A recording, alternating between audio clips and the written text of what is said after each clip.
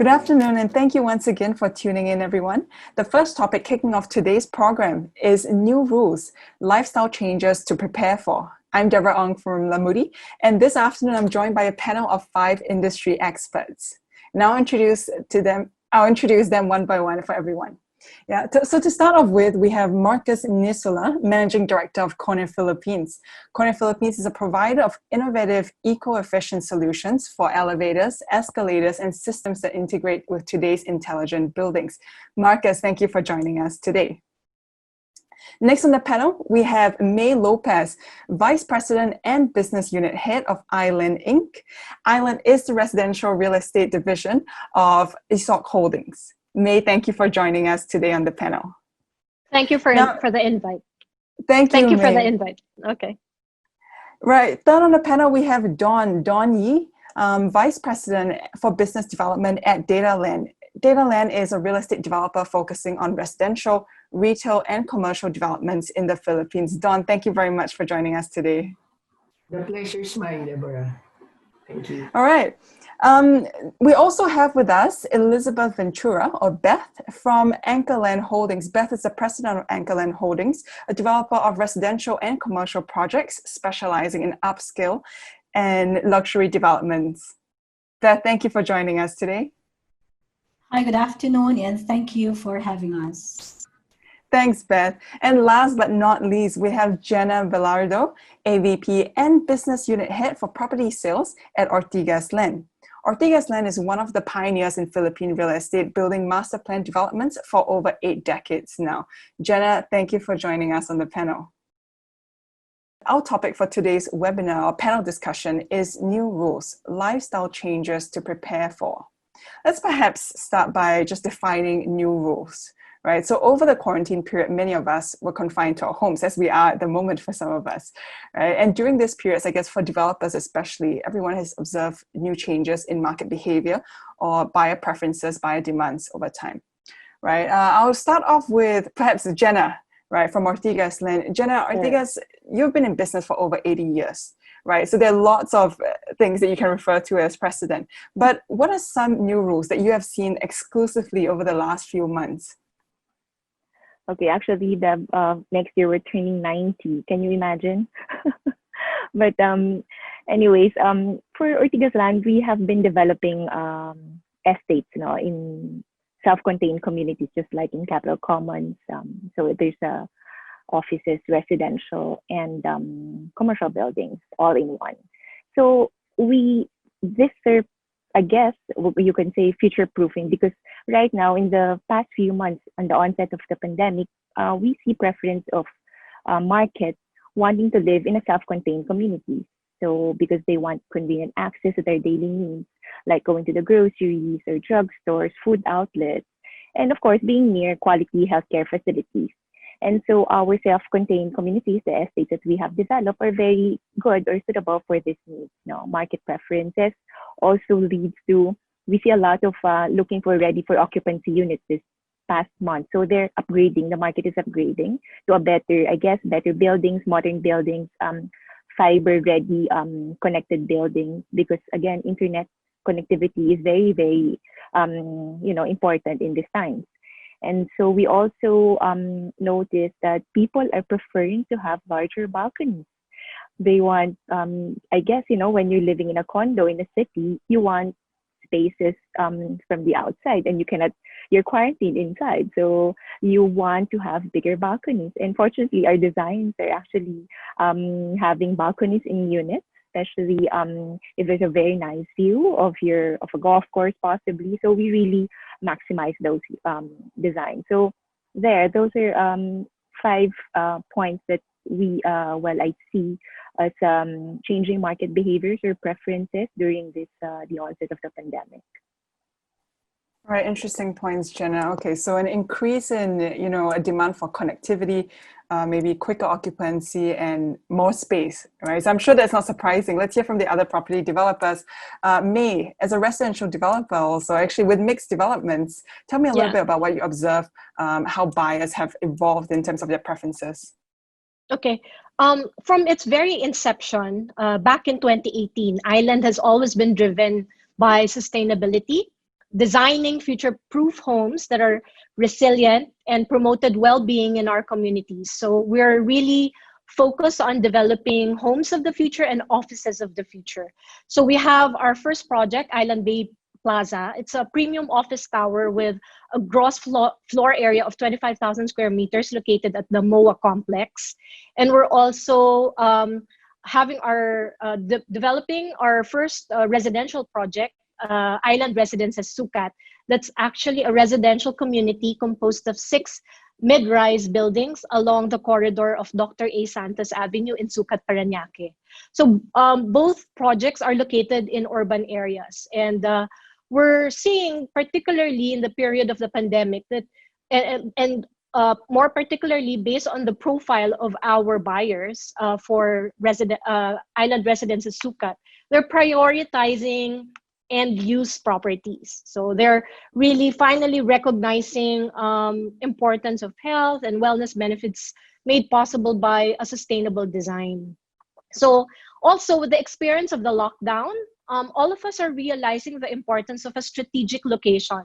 Home buyers are really looking for accessibility to basic necessities, meaning residences that would be giving you walking distance away from shops, from groceries, and even to banks.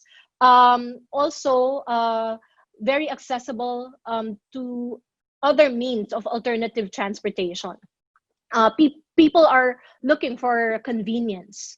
And one thing that we noticed for the office market, most employees are really not comfortable working from home due to poor internet connectivity. So we're still seeing that the demand, there's still offices that are centrally located very near places of homes. And we are now focusing our efforts to look for locators such as BPOs and multinational companies that are seeking also health and wellness for the employees. So both projects are also going to be LEED certified, so which is actually a barometer for energy efficiency. So those are the things that we've been seeing in terms of the changes for the past couple of months.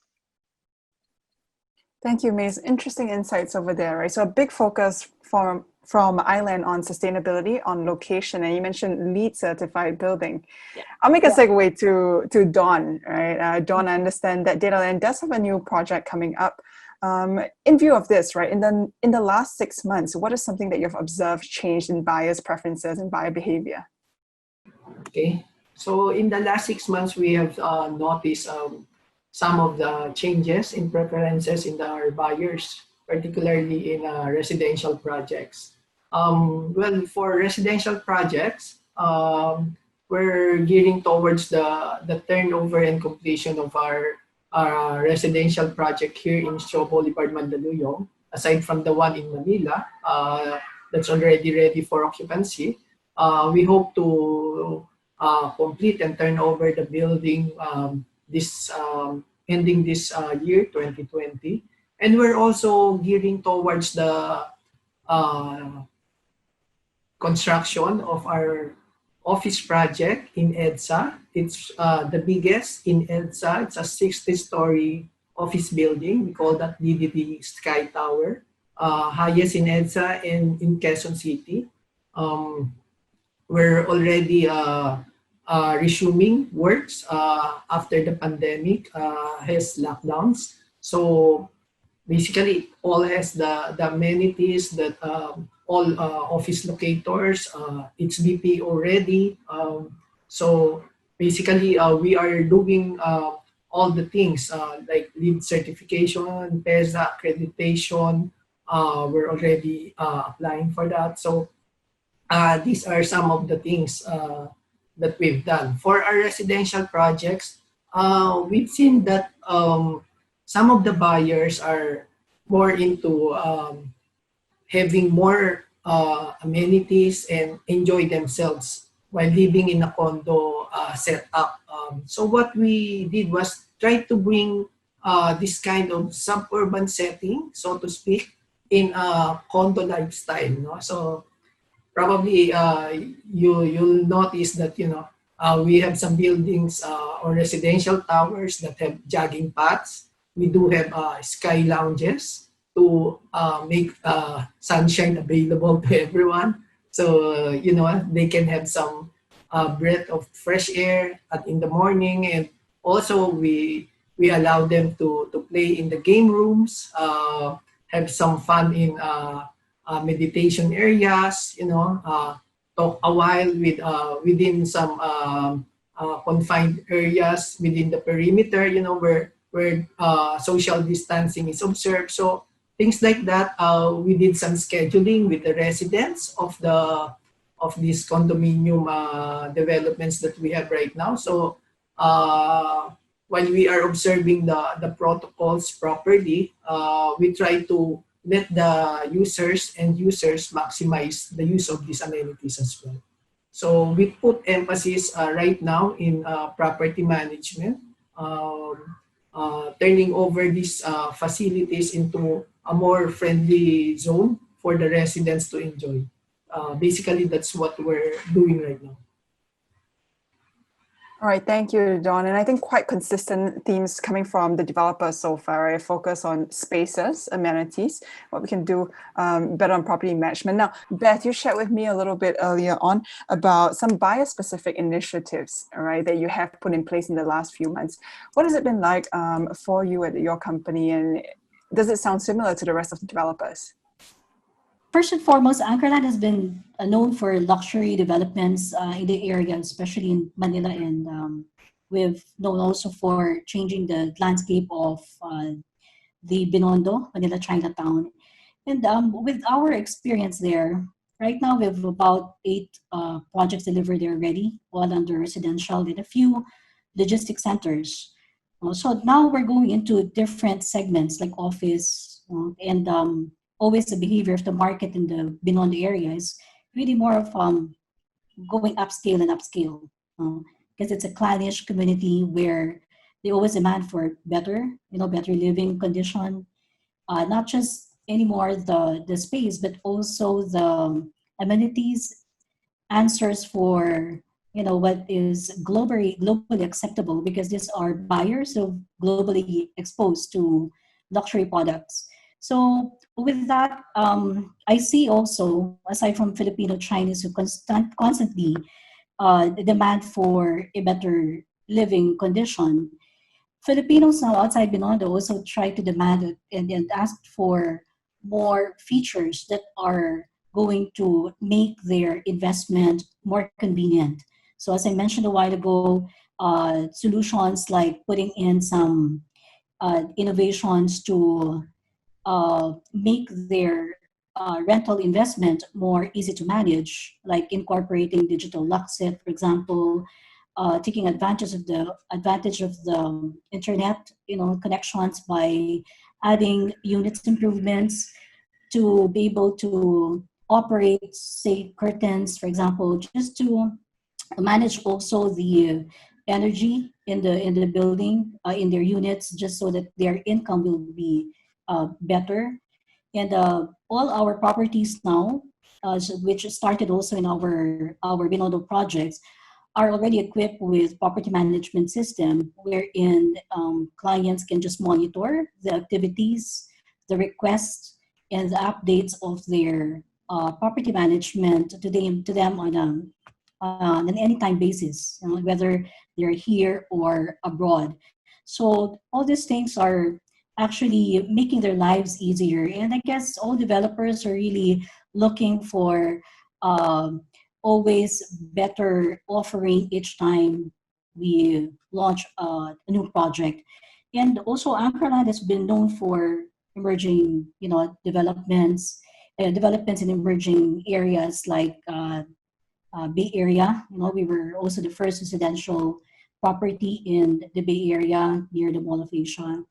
And we also try to offer something there that is not highly dependent on POGO, because now I guess a lot of people are worried about investment in the Bay Area because of the POGO situations now.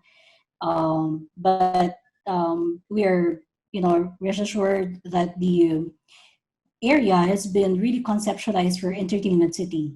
Now, even before the POGO, the per square rental in the area is already about 1,200, similar to Makati CBD already.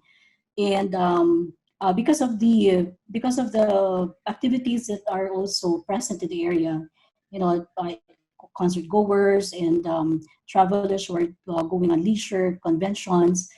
No, there's so many reasons for this place to still thrive even without the POGO. So I guess yeah, we continue to think of and anticipate for what the market will need, especially now that more and more young families are also thinking to be independent from their families, from their like for Filipino Chinese. Gone are the days when the decision makers are just the old Chinese parents. Now the younger Filipino Chinese are empowered now by their parents to be on their own, not just on home, but also on their business. So that's why we have also just recently launched a office in Binondo, wherein the next generation of Filipino Chinese doesn't have to go out of Binondo, just to have a modern building for an office. So we continue to understand not just the market, but also the community where we develop. All right, thank you, Beth. Some interesting insights over there, especially focus on Binondo. Now, I'm curious about May. For Island and for ISOC as a whole, sustainability has always been a big focus for you guys. Why is that so? Correct.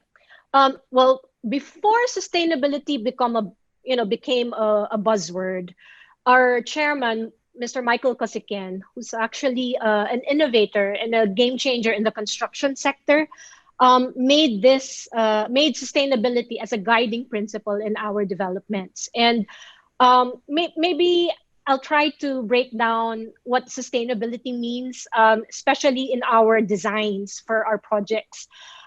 First, we made sure that we get the LEED certification for both our office and our residential projects.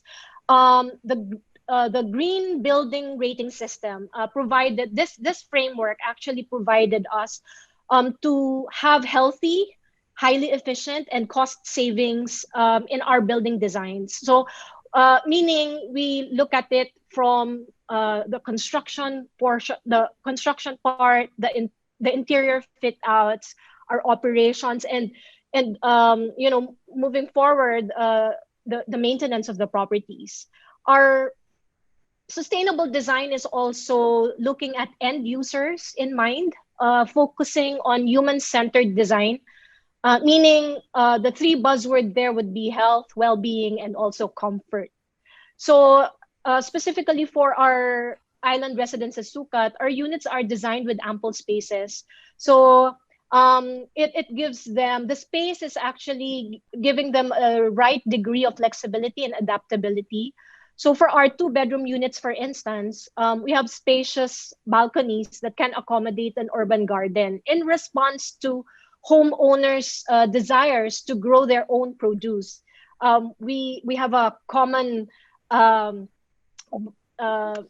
colloquial expression right now saying there's a lot of plantitos and plantitas because they want to plant their own garden or their own produce.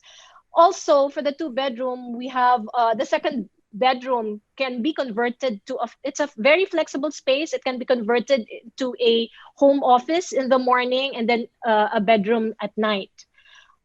We also use low emittance or low E window panels. These are high performance windows that reduce energy cost, reduce destructive UV rays. However, they do not block the natural light. And we're focused also on the indoor environment quality.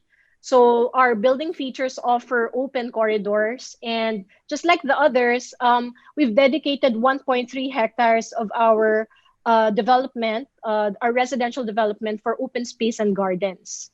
Also, the energy and water efficiency is very important. So we're targeting a cost savings of 30 to 40% of savings in the long run. And just recently, because of the pandemic, we've really looked at the details. So we've introduced innovative green features such as automatic faucets and soap dispensers, as well as waterless urinals and common comfort rooms. The HEPA filters also in our building ventilation system, our antibacterial coated light switches and door handles in our residential units. So basically, that's how we're really bent on committing to providing a sustainable living and sustainable design, so that our homeowners and our home buyers would be able to enjoy and have healthy and wellness in mind in the future. All right, thanks, May. Very insightful, thoughts over there about sustainable build. Now, so here's the thing I'm curious about, right? So we talk about sustainable build, right? Future-proofing, May, what does that mean to Island? Most of our projects are really bent on making sure that the health and wellness of our home buyers are taken care of. We're making sure that the future is now. We better take care of the environment also, and making sure that our projects support that. No, so when we say future proofing, it's actually making sure that we're offering sustainable living as we speak right now. All right, thanks, May.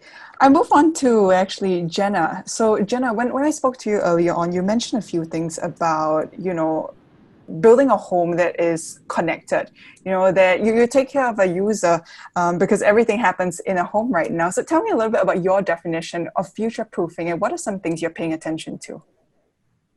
Well, I guess future-proofing is providing convenience to our customers, to our residents, to our future homeowners, right? Everything, even the kids right now are, convenience is the key to be able to talk to them. So that's future-proofing because that's the next generation for the future. So what we're doing in, future-proofing our estates, it's providing everything that is needed by a consumer, by a resident. So our estates are planned to be self-contained. Everything is within reach. You have your malls, you need to go to the grocery, just walk to the grocery. You need to shop. There are a lot of food outlets. There are office buildings within the community. So your work, live, and even play, because we have parks always in our estate master plan. So in one example is a very successful estate is Capital Commons in Pasig.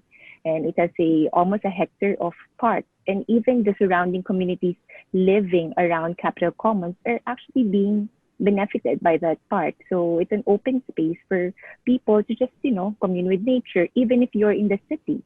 So all these features are to, provide convenience to our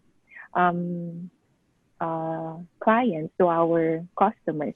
So a self-contained community is actually future-proofing because everything is within reach. Everything is just, one touch, go down, easy. And then we also, just like Mr. Yi, we also put premium in that property management, because property management is actually key to be able to provide convenience to your residents. An excellent property management group will provide all this safe and health protocols that is needed to ensure that your residents during this pandemic is well taken care of. So they're very important factors in delivering superior, experience in living in our condominium. And so we've developed this app. We call it the Oli app. It's a app that we've developed to ensure that our residents would just, have that app, and their services, their deliveries, it's like a concierge for their needs. So it has a low touch business model. So the buzzword right now, low touch, because people are afraid to interact. So we have launched that Ollie app to one of our properties, and then it's going to be cascaded to the next, even in our offices, so that we provide that low touch and convenience to our future clients and office tenants. Also, I think the last one is very important for the units in our project. So just like what I mentioned earlier, Empress, and that's in Capital Commons, and also Galleon Residential located in Ortigas Center, right across the ADB. These buildings are the first two buildings that we are launching with smart homes, together with the free internet connectivity with Globe. So for 2 years, so we treat internet or connectivity as like, again, a utility. It's just like moving in with water and with power in your home.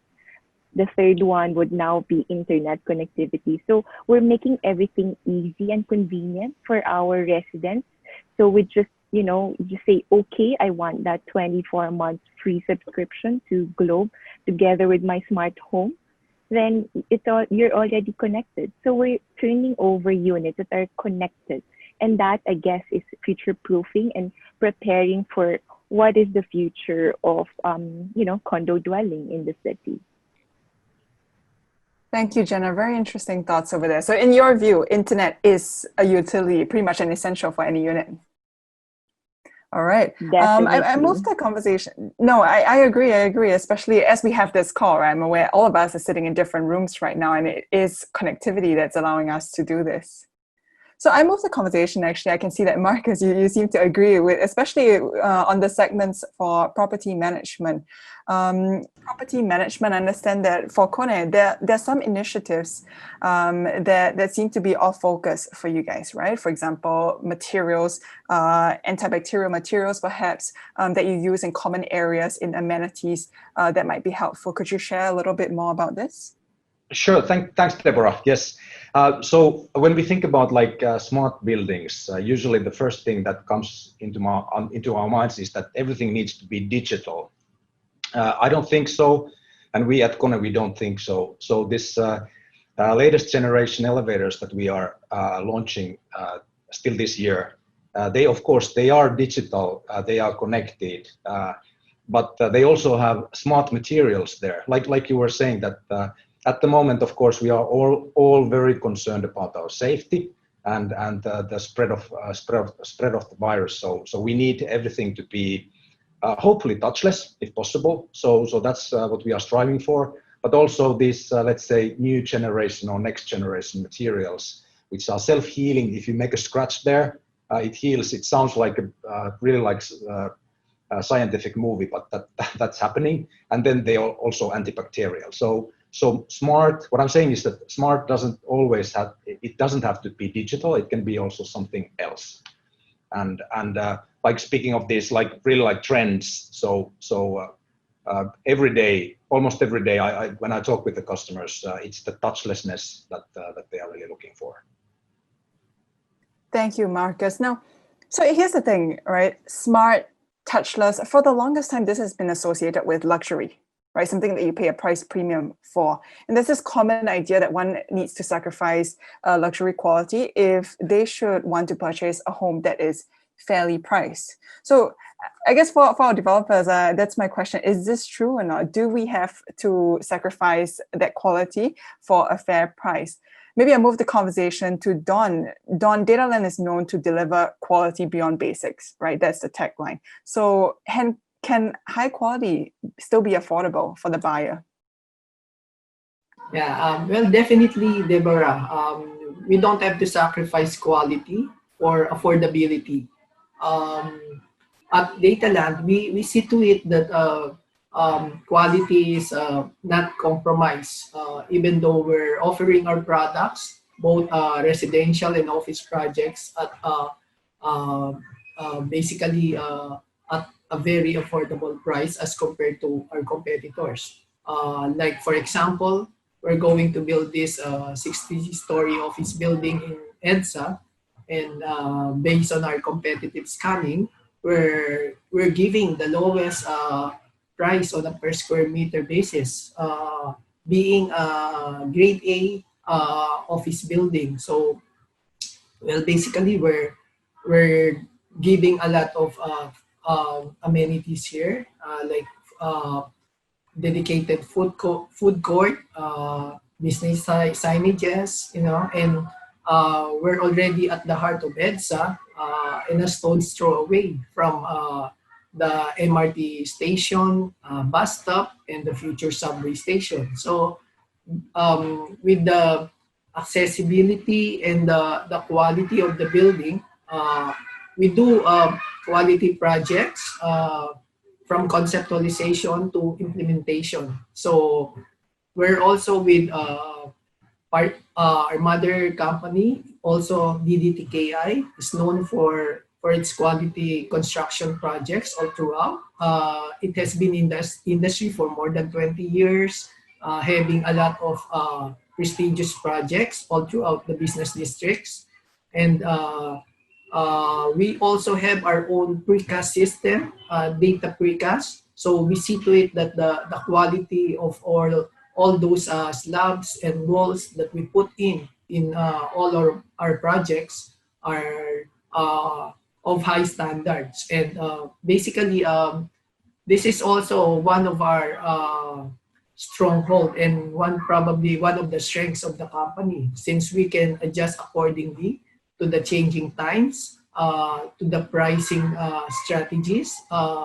We may be able to easily adapt. No?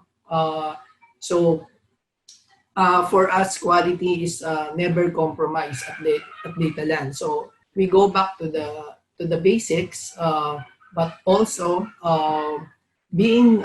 having basic things, basic necessities in life doesn't mean that you would have to have a low standard for this. So we try to give out our best effort in delivering this kind of quality products to all our end consumers, even for those who are locators for our office projects. So this is our philosophy behind every project, Deborah. Thank you. All right, thank you, John. Interesting. So Don says no need to sacrifice quality for affordability, right? Beth, I'd like to hear your perspective on this. So Beth, you are a luxury developer, right? Are smart features luxury?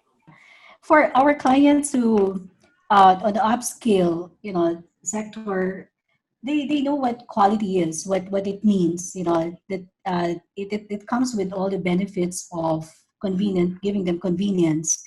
And in the end, it's efficiency back to them. So this has always been their preference and their consideration for buying.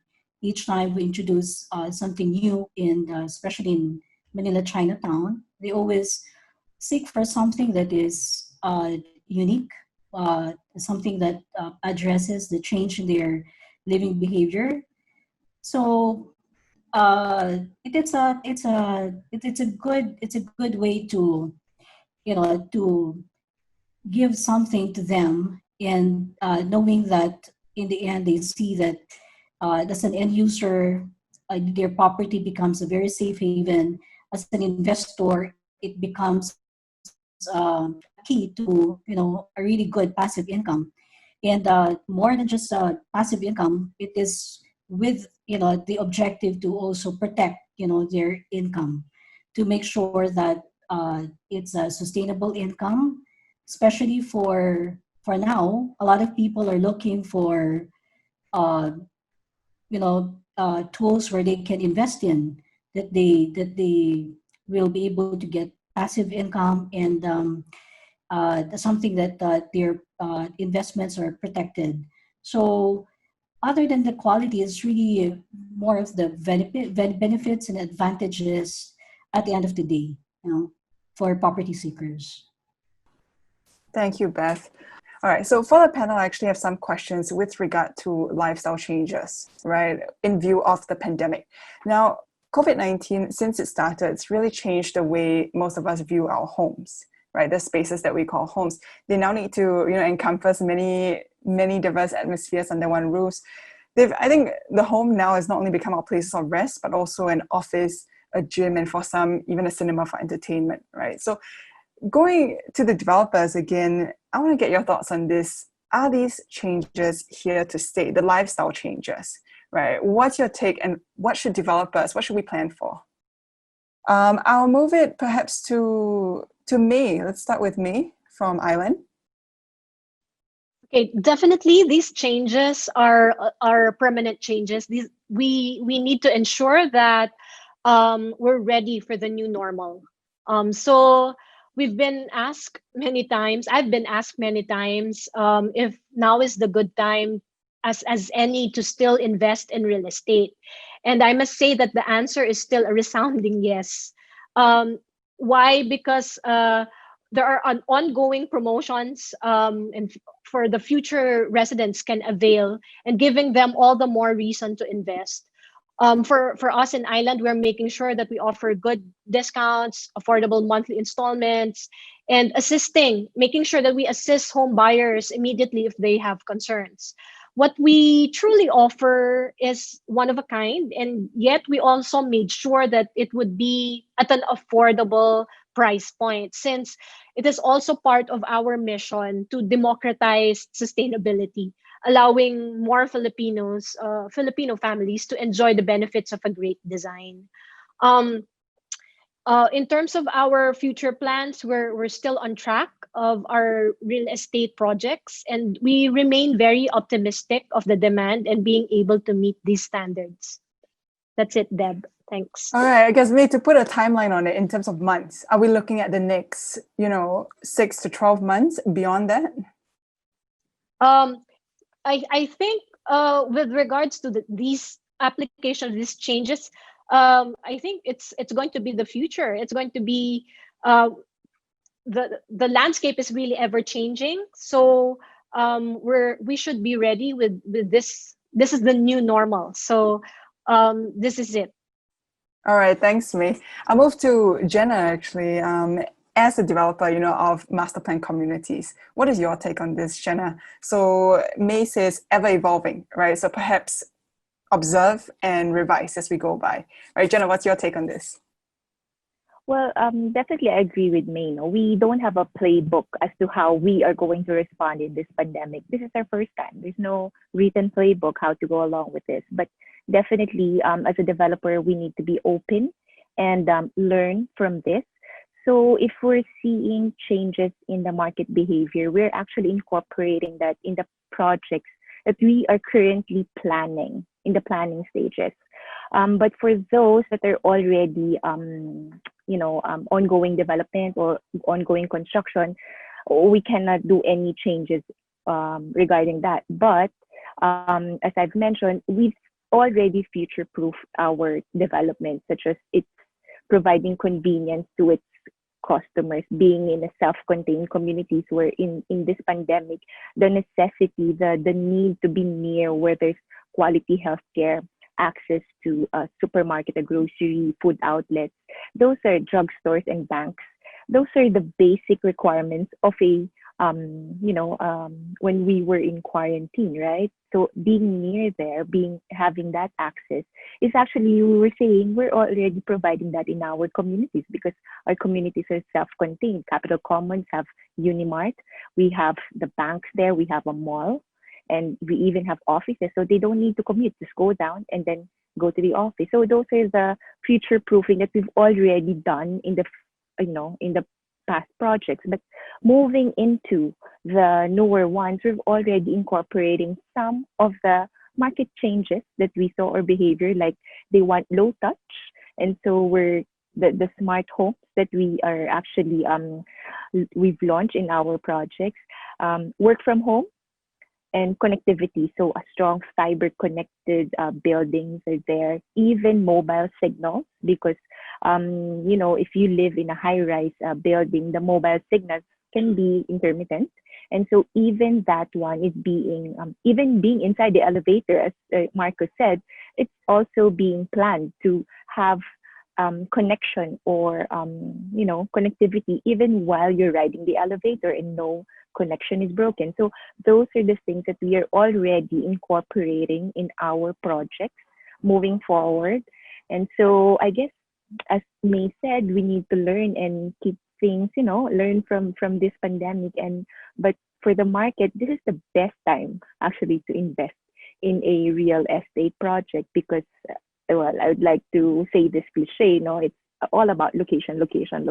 And being in a good location will definitely is always a risk-free investment. Properties are risk-free investments because you have an asset, a physical asset that you own, and it keeps on appreciating if it's in a strategically good location. You have, the developer is trusted, and so the capital value appreciation is assured for the investors. So I guess this is the best time because a lot of developers now, even us, are offering very flexible financing schemes. And by next year, we don't know because they said the vaccine is going to be available by next year, and maybe in a will the economy will soon open up, and again the our new normal will be will change. So I see that this is the best time for our market to start thinking of investing if they really do have an excess cash. Thanks, Jenna. Very interesting point over there. So you brought up the concept of the new normal, right? So I guess I want to move the conversation onto the future. All right. So a few weeks back, the Philippine government announced our phase 3, right? Marking a phase that would involve a lot more businesses to operate more freely. And for more people to be able to leave their homes, of course, while still maintaining social distancing for the short to medium term, right? So this phase, as they announced, is expected to last until March next year, so Q1 2021. Right. So a question for the panelists this round. As we prepare the economy for full recovery, what are some things that developers should or are looking to incorporate in their developments? And then move the question on perhaps to Dawn on behalf of DataLand. Yeah. Thank you, Deborah. Well, basically for DataLand, we have already anticipated the needs of the future tenants. Like for our office building, we have already imputed some of the items that need to be done in coordination with our technical services group. This is during the design and planning stage. We also have some forward thinking and did some pencil pushing on the side, crunching numbers and perhaps looking at some other features that the building may have in order for it to be suitable to future locators, having a higher glass ratio, better ventilation, air conditioning system, all of those things. We try to anticipate all those things in order for us to have future proofing, so to speak. For our residential projects, we've not really done a lot of things, but we always go back to the basics because for us, we just have to provide and nurture the needs of our end users. Basically, the things they need for the amenities, the retail outlets are there, the transportation is there. So basically, what we hope to have a better system and better things. It's more on serving them better, more on customer service, perhaps giving them and supporting them of their basic needs like food deliveries, visitors and guests. So it's basically more on the guidelines and protocols that we are implementing.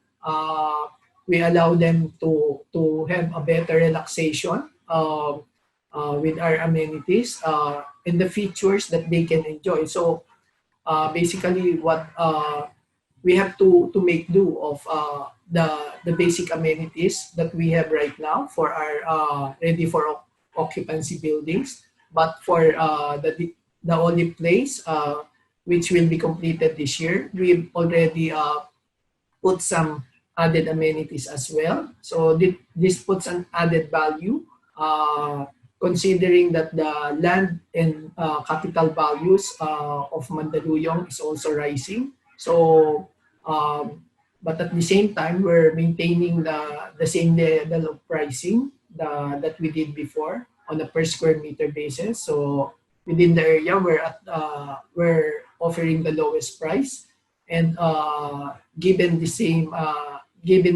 amenities and quality finishes that we have right now. So basically, those are the things that we look into. We try to bring the goods and services that our customer needs in order to make them always feel that they always feel at home, especially now that there's a new concept of our houses. It used to be, just our work area, and we go to our offices. Now it's really it's in a new light and a different definition. We try to see our houses in a different perspective. We try to engage them more in their residential dwellings. Basically, that's what we do right now, Deborah. Thank you. Thank you, Don. I move to Markus. Markus, from your view, so not from a developer's perspective right now, as we return to slowly, right, to the economy as it was before, or as we make a full recovery, what are some things that you think developers should pay attention to? Uncertainty. Even though I believe what Jenna was saying, that now is perhaps the best time ever to invest in real estate. But what we perhaps need to keep in mind that people are really still, they are like shocked what has happened. There is, like, let's say beneath the surface, there is uncertainty. And I think all of us together, we need to build trust to the homeowners, so that all the, let's say, fears they have, let it be, how they are going to be safe also in the future. So I think there we need joint effort to really find those innovations that can bring the trust to the potential homeowners, and so that they are ready to invest to such apartments which will be future proof. And maybe one last comment, we were talking about this affordability and quality. And if we think about future proofness, for example, for me, it doesn't mean that you need to, in a way, buy all the bells and whistles in the day one. Future proofness means that you have that the thing or equipment or whatever you are buying, it has the future proofness built in. So it doesn't mean that you originally you may have to add like a certain amount of money to get that future proofness, but it doesn't mean that you have to really buy all the bells and whistles in the beginning. But let's work together and let's remove the uncertainty from the market. Definitely. So uncertainty, that's coming from Markus of KONE. And I think we all fully agree, right? Uncertainty is the enemy at the moment. All right, so that's all the time we have for the panel. In the next segment, I want to take our panelists through some questions that we have received from the audience throughout our panel today. I'll start off with question number one, right? Question number one, I guess, is directed at everybody actually on the panel. Question says, should condo developers start looking at more open air amenities like gym and walking areas? Okay, so I'll start off maybe directing the question at our developers. Don, any insights for us? Should we look at more open air amenities? Yeah, definitely. That's already included in our design plans for our new project in the Olive Place. As I said a while ago, even in our ready for occupancy building in the Silk Residences, we've designated a jogging path, and we've opened up a meditation area and sky lounge for the residents to use. So this allows them to have some more open spaces aside from their condo dwelling. So we just have to have a schedule, just to observe the protocol, social distancing, even in game rooms and study areas. So we have to open Then slowly but surely, we're trying to reach out with our consumers, and we would like to continue to do so in serving our consumers and buyers for that, Deborah. Thank you. All right, thank you, John. I guess one more answer from the panelists. Okay, Jenna, what is your take on the matter? Should condominium developers, should Ortigas start looking at more open air amenities? Actually, we have been doing that. I'd like to take, for example, one of our projects, our estate Circulo Verde, that is located in Quezon City. And that project, actually, we launched that in 2008. So we've started planning for that since 2006, 2007. And that estate actually has a lot of open spaces, open air activities. It even has basketball courts. It has a lot of gardens, and it's all accessible by from a podium from a residential building. And inside the residential building, there are sky gardens, and all units have balconies. It's really because we want to bring the nature inside your unit, because we know how condo dwelling is, and it's not in like your subdivision or horizontal developments that you have backyards or front yards. And what we wanted to do in that development is to bring that in, even if you're in a condo. So condo dwelling does not limit you from not having this same amenity. So you have balconies, you have sky gardens within different areas of the buildings, and then there's a lot of open spaces, gardens. Even dogs have a park for themselves. So I mean, this is the changing lifestyle of the market, having pets being part of the family, right? And so even that, we've already incorporated that in the lifestyle. In all our buildings, we're allowed to own at least one small breed of a pet. And we have provided a park for them as well. So it's also a meeting place for a lot of our residents to meet their neighbors, of course, who has the same pet, who has a pet.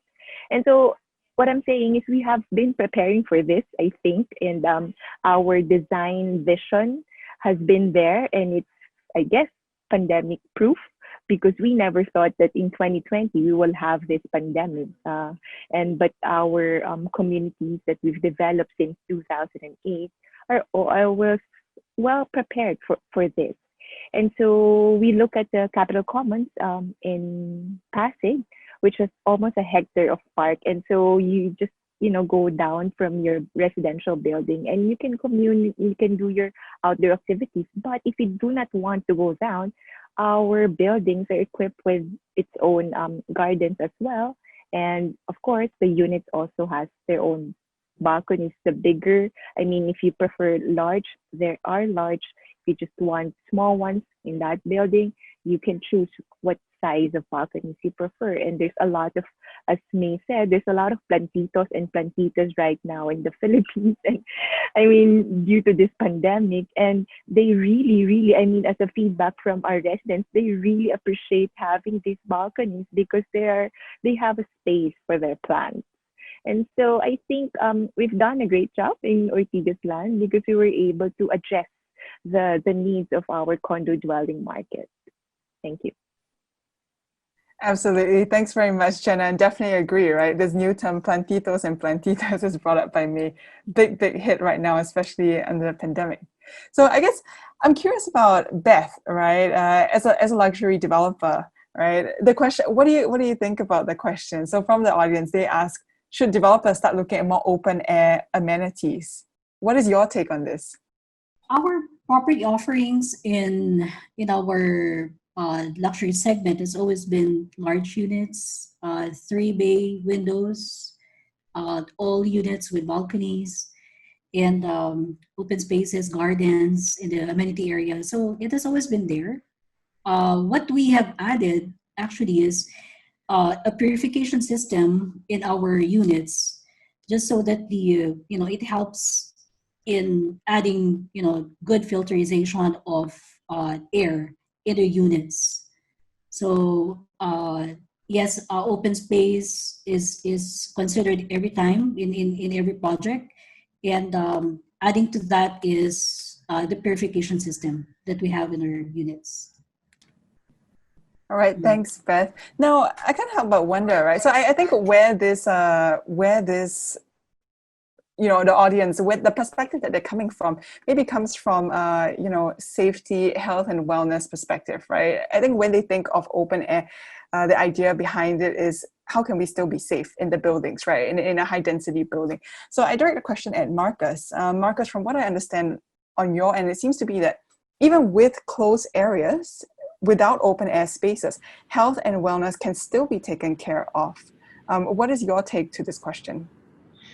Thanks, Deborah. Actually, coming back what Elizabeth was saying, that they have added these, I don't know the system that you are using, but air purifiers. So we are doing the same actually for elevators. So the, of course, elevator being like quite small, and you just it's inevitable that you will be in close proximity with other persons. So it's extremely important that you clean the air there. So we have a solution where basically you have a UV light on the top of the elevator car, and then the air goes around this. There are like filters and also the UV light disinfection system. So that's maybe the latest.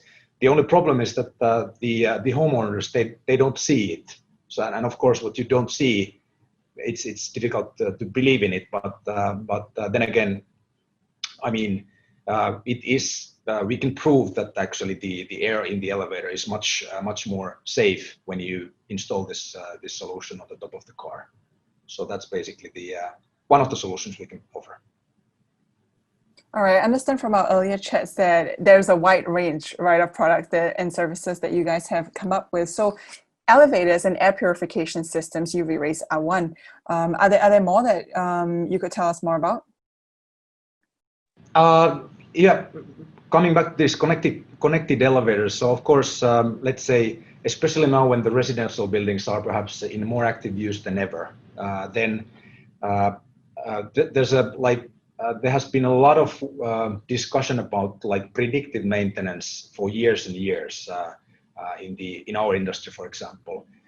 Just a couple of years ago, we launched what we call like a true predictive maintenance, meaning that the elevators actually are sending information about their condition every other second to cloud, and then there's artificial intelligence system analyzing that data. And if they see something peculiar, like for example the doors doesn't close properly or whatever, so then we can actually send our technician beforehand to fix the problem before the elevator breaks down. So, and of course,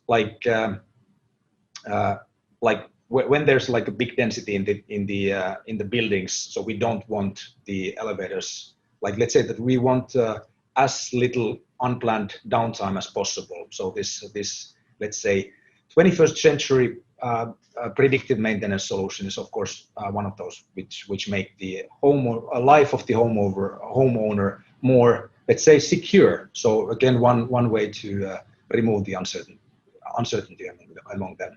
You mentioned predictive maintenance, right? And yeah. I think Markus quite rightfully so.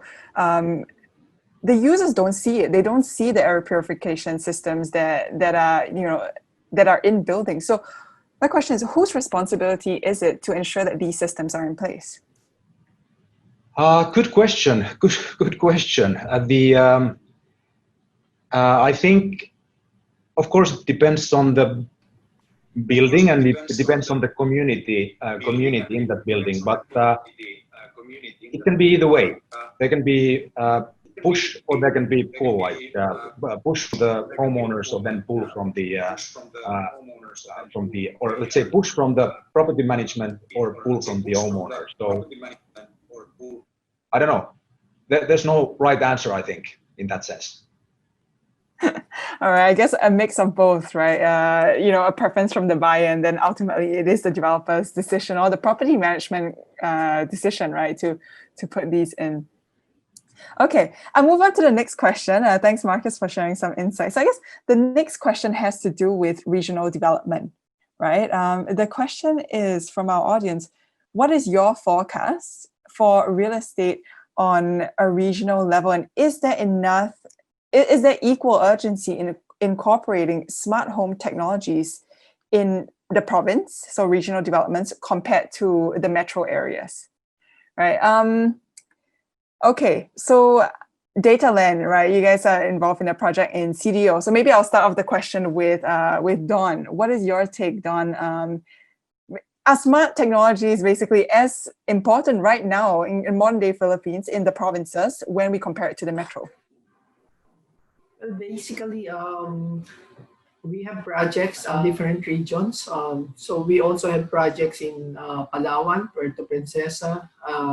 We do have hotel projects in Bohol and Palawan as well. So we try to incorporate the smart homes, not really only confining ourselves in the metro, Deborah, but as well as in the provinces as well. But because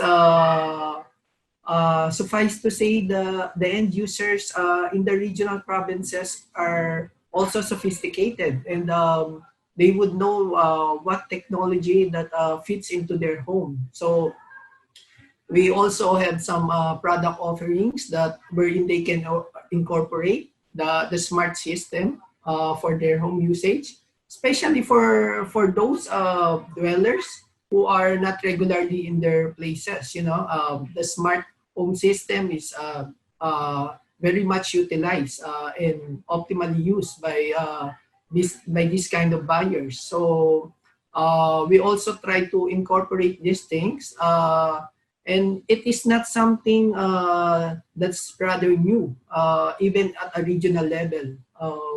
This is something that has been already been observed in some of the house projects or property development projects in our regional basis. So we do definitely have this kind of features, Deborah, for our projects. Thank you. Thanks, Dawn. Okay, I moved the question on to May, right? Actually, Island. So sustainability is your mantra, right, for ISOC. And so what do you make of this? Should there be a difference or not? So this sustainable smart build, should there be a difference, provincial or not? Okay, although most of our projects right now, we're really focusing on urban areas or in the city, and we don't have our regional projects yet. I don't think it should be just focused on urban areas. I think providing sustainability or smart homes is something that every Filipino family should enjoy and should benefit from.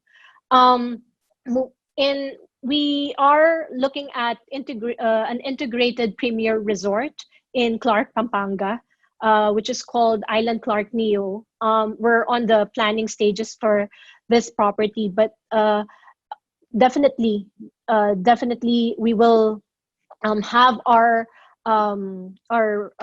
planning principles of sustainable design for this project. Thanks, May. So as always, even with Pampanga, you're thinking, yes, it should be a necessity over there. Yeah, because I think every Filipino family deserves to have this lifestyle also, thinking about health and wellness. All right, thank you, May. Interesting insights. Okay, one last thought perhaps from Markus. Markus, I'm aware that KONE is a provider of the concept of people flow planning, right? And these things are commonly assumed to be city things, right? Urban office space things. Is there a need for this in the provinces, or is this strictly for urban areas? It depends. I mean, people flow planning is needed everywhere. Then the only question is that are we talking about the horizontal or vertical? But maybe one thing to share here is that often we tend to think that when we say urban, we think vertical, and then we say like suburban. Then we seem to think that should be like horizontal. In a way, I don't. I think that's a too tight way to think of it. So just last weekend, I was visiting a friend of a friend in Takaitai Highlands. I think and a lot of people are now thinking to have two homes. So this time of lockdowns, it has really shown us that you can work from the home office. and you can work like as well as being in the actual or real office. So I think a lot of people are thinking that they actually have like two homes. So they have one in urban area and the other one in let's say suburban area. But I don't think that the suburban area second home, it needs to be like a house. So it can be also condominium. So I think we will see, because condominiums have their benefits. They are easier for the homeowner itself. It's the ease of maintenance. It's so like you don't have to worry about anything. So I think we will see more horizontal developments in suburban areas as being like the second home of people living in the cities. Thanks and for there, that. of course, coming to the people flow planning. So of course there you need like also the vertical people flow planning as well. All right, thanks for that, Markus. So interesting insights, right, on property types that are not location specific. At the end of the day, you're saying urban or suburban, people have a range of different choices today. So thank you to our panelists for your insights. Now that's a wrap for today's program, New Rules, Lifestyle Changes to Prepare For. Once again, I'm Deborah Ong from Lamudi, and this afternoon I'm joined by 5 panelists. We have firstly Markus Nisula, Managing Director of KONE Philippines. We have May Lopez, Vice President and Business Unit Head of DataLand Inc. Don Yee, Vice President for Business Development at DataLand. Elizabeth Ventura, President of Anchorland Holdings, as well as Jenna Belardo, AVP and Business Unit Head of Property Sales for Ortigas Land. Thank you very much.